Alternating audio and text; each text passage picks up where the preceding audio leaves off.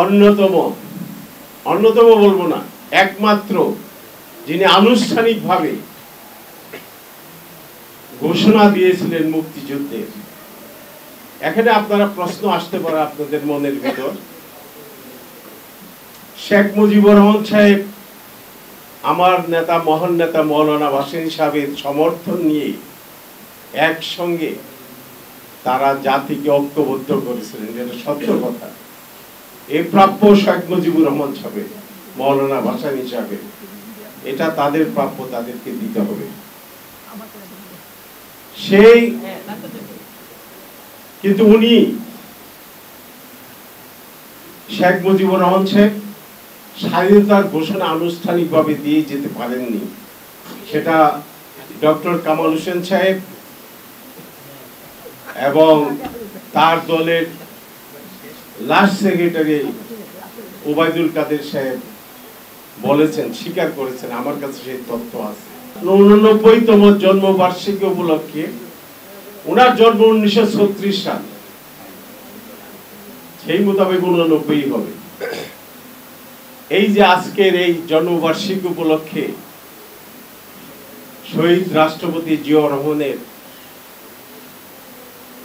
জন্মবার্ষিকী উপলক্ষে যে আলোচনা সভা, জাতীয়তাবাদী সমবায় দল আজকে আয়োজন করেছেন, সেই আয়োজনের শ্রদ্ধেয় সভাপতি জ্যোতি আপা, উপস্থিত প্রধান অতিথি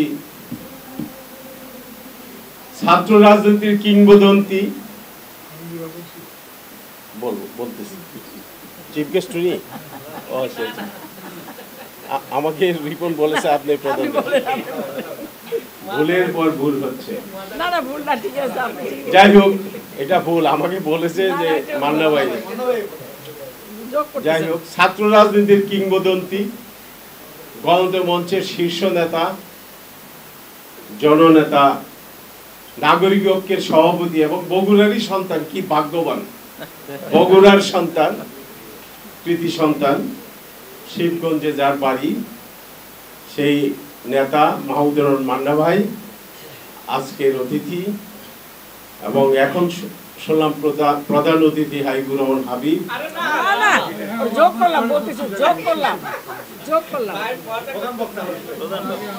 প্রধান বক্তা হাবিবুর রহমান হাবিব।